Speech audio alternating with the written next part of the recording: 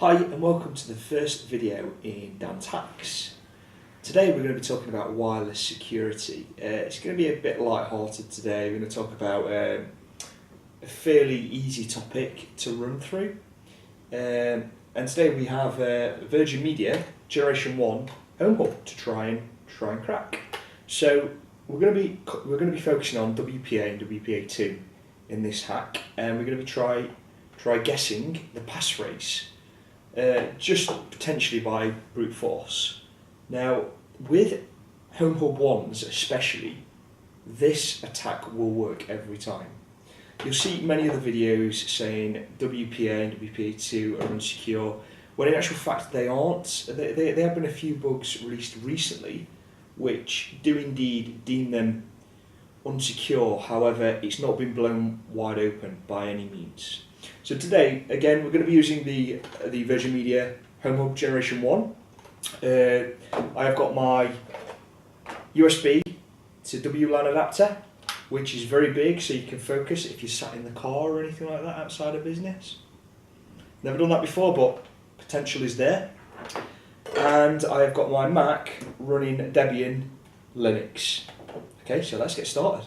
Okay, let's talk about the first process in trying to crack this passphrase. We first need to understand how the four-way handshake works. This is what we're going to capture to start the cracking process. So here we've got the client and we've got the AP. So for this demonstration, let's just assume that the client is connected to the AP, and the next part in the process within the home networks, the wireless networks, and many business wireless networks is it'll start a four-way handshake. Okay. So the first thing that will happen is the AP will send an announce to the client. It's important to understand at this point of the process, both AP and client know the PMK, okay, which is generated from the passphrase that you enter during the authentication attempt. Okay, so what the client is going to try and do now is going to try and encrypt using PTK and SNOWs and send that back to the AP. Okay, it's important to understand though that during the PMK phrase, that is not generated or sent across the network. Okay, or variants are sent across the network. Okay, so during the client, when it's trying to respond, it's going to again generate an SNOWs, and how it does that is that it already knows the PMK. We've spoken about that.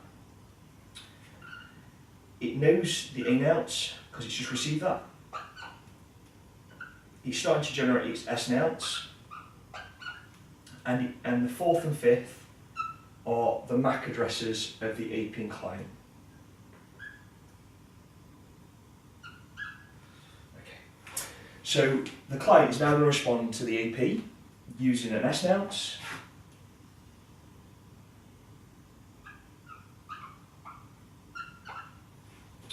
Within that SNOWs response, it's going to generate a PTK, and it's also going to put a message integrity check on that response to the AP. And what this means is that there's going to be no manipulation of that traffic when it's sent back, because again, only the access point of the client know the PMK. Okay, so the PTK is used in unicast traffic. So it's used for the access point to talk to the client or one-on-one effectively. So what the AP will send back now is a group key, so the client is able to then access the network and communicate. So the GTK is sent back, and again that includes the message integrity check. So now we're the third way down on the four-way handshake, and as a matter of courtesy, the client will send a message back saying thank you very much, everything's okay effectively, I've received, and then essentially what we have is encryption between the AP and client. And then the client will then go on an onboarding process and obviously gather information from the network. Okay, let's get started. Let's flick over to my Linux machine. I'm going to fire up the terminal. And I'm going to change directory into my demo folder ready for the capture. Okay, make sure there's nothing in that folder, and then we're just going to do an if config And as you can see, I've got my WLAN adapter. First thing we need to do is put that adapter into monitor mode. Do that by AirMon NG, and we're going to start WLAN 0. That is then going to put my network card into monitor mode, ready for capturing the handshake. So do another ivconfig, and as you can see, it's now changed the name to WLAN 0.1. Okay, so now we need to look for the wireless networks in range.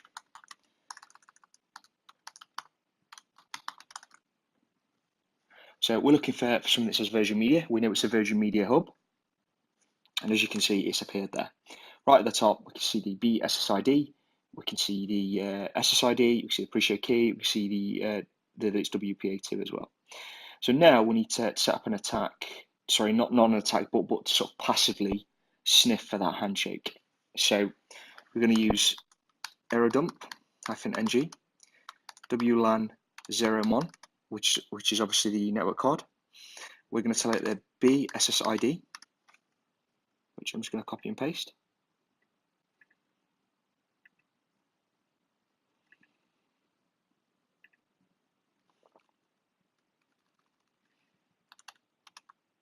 We need to select what channel, which is 11. And we also need to tell it what we want to call it. We're just going to call it VM for Virgin Media. And now we're just going to hit return and let it do its thing. So what it's going to do now, it will literally just passively listen for anybody that's connected to the network. So this is the first time that somebody comes into the building and connects to the wireless network. And it could be anything that connects to the wireless network. We're talking printers, phones, laptops, tablets, anything like that. So now I'm going to generate some traffic by connecting to that network. And as you can see straight away, you can see the MAC address that I'm connecting from, and then it's captured the handshake. So now what we can do is just simply break out of the session and do an ls, and we can see the files that we've generated. And you can actually load them up with Wireshark.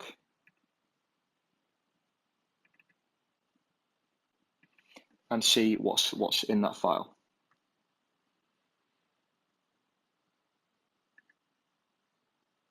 And there we go. This is all of the information it's captured. So the next part in the process, if you look in detail through here, you would see that four-way handshake. However, what we're going to do is just simply clean that file up, ready for a cracking program called Hashcat. So there's many ways you can do this. There's tools you can download, but simply if you browse to the Hashcat website, we can upload that file.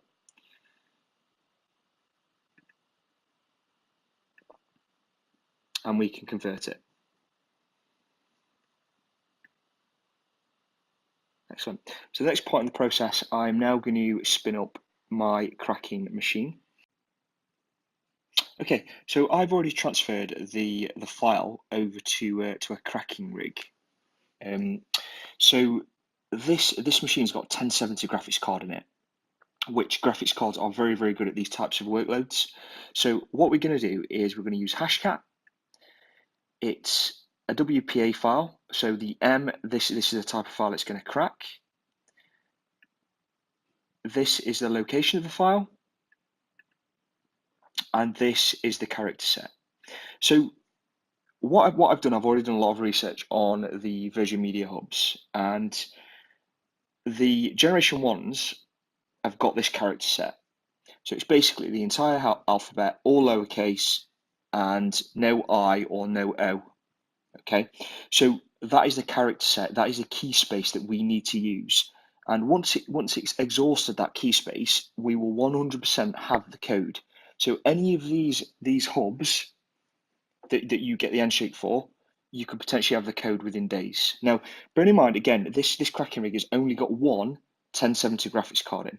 As you can imagine, if you had a rig with 5 or 6 of these, you could cut the time down to hours, even minutes, depending on the speed of the machine. Okay, I'm just going to hit return on this. So as you can see, this is a file that we captured previously. I'm going to hit return on this command, and you'll see it starts the process.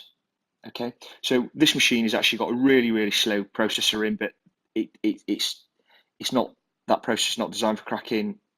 This is what we're using for doing the cracking. It's the GeForce GTX 1070. Okay, so this time here, so again, this is the key space it's using. This is the guest mask, which is 8 characters in length. This is the combination it's brute forcing, and this is the amount of time it's going to take.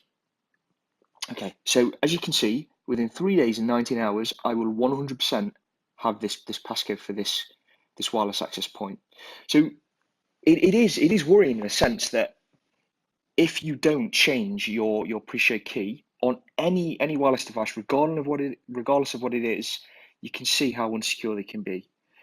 If we used to use password lists of the most common passwords, password will be in there as the very top one, and all the other common ones in dictionaries as well. So I think what you need to take from this is that always change the pre-shared key and make sure it's complex, make sure it's more than 8 characters, make sure uppercase, lowercase, and just make sure it's secure, because again, if you've got a Virgin Media Super Hub, as you can see, somebody, an attacker, would be in this network within 3 days and 19 hours. And that's with a very, very low spec machine as well.